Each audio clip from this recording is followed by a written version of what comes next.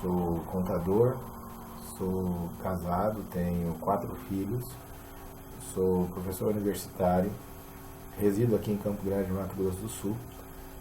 Sou mestre em administração pela Universidade Federal de Mato Grosso do Sul e sou membro da Ordem Terceira dos Arautos do Evangelho. Sou um católico, servo de Deus, de Nossa Senhora, e que quero contribuir na luta contra os ataques que os Arautos do Evangelho vêm sofrendo mais ultimamente, né? E muitas vezes pode pairar dúvidas para as pessoas que não têm contato com os Arautos do Evangelho sobre se o que está sendo veiculado nas notícias é verdadeiro ou não.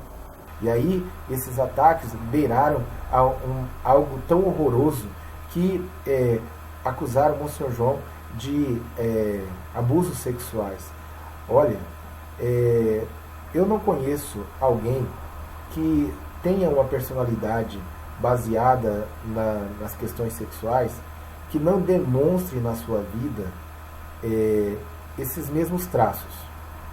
Então, se o Monsenhor João, né, tivesse algum desses traços horríveis que foram acusados falsamente na internet, nos programas de televisão que estão surgindo, e vão surgir outros ainda, infelizmente, se o Monsenhor João tivesse algum desses traços, com certeza os seus filhos não seriam filhos equilibrados, mas seriam filhos e filhas desequilibrados.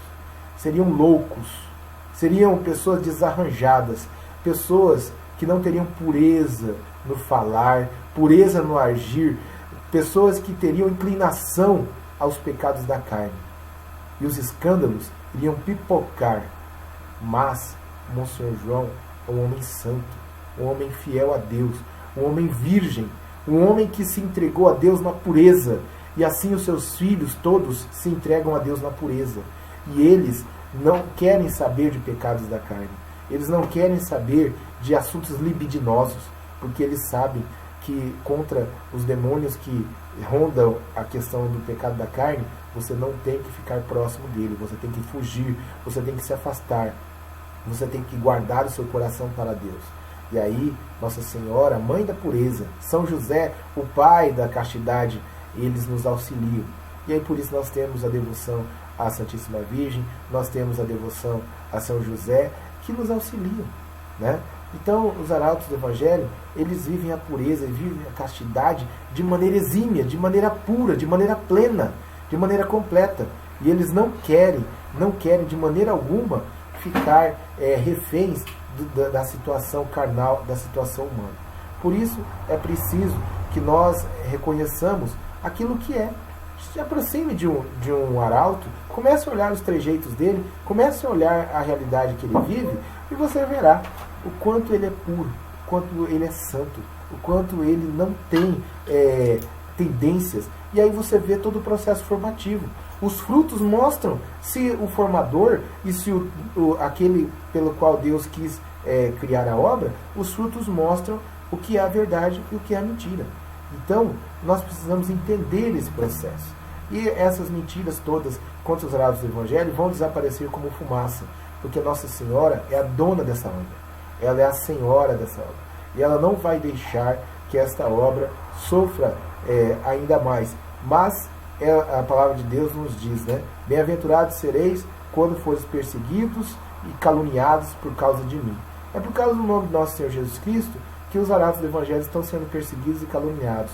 Porque nesses tempos onde estão ofendendo tanto a nosso Senhor Jesus Cristo, com tantas heresias, com tantos ataques, com tantas idolatrias, com tantas maldades acontecendo contra a Santa Igreja, os Arautos do Evangelho, eles buscam viver a fé, a piedade e a pureza de maneira exímia, sem deixar que o mundo lhes consuma ou lhes abale.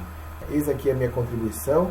Eu peço que as pessoas que ainda não conhecem os Arautos do Evangelho possam se aproximar e beber dessa fonte de graças que é para nós um carisma maravilhoso que Nossa Senhora veio trazendo para os nossos tempos, para que nós pudéssemos ter ali cada vez mais um norte, o norte de como continuar a viver a fé católica nesses tempos de tribalismo, nesses tempos de paganismo, de relativismo, onde as pessoas só não têm direito de viver a sua fé de maneira integral, mas elas têm direito de viver de qualquer forma, fazendo mal para si, fazendo mal para os outros, vivendo na devassidão, vivendo uma vida de prostração nas coisas do mundo e esquecendo-se de Deus. Nós estamos vivendo a nossa fé, queremos testemunhar, somos católicos, somos igreja católica, apostólica romana, estamos para servir a igreja, para fazer bem ao povo de Deus, levar cada vez mais os filhos e filhas de Deus à santidade, à salvação e ao conhecimento de nosso Senhor Jesus Cristo. Fiquem com Deus, que Nossa Senhora lhes ajude em tudo e que Deus os abençoe.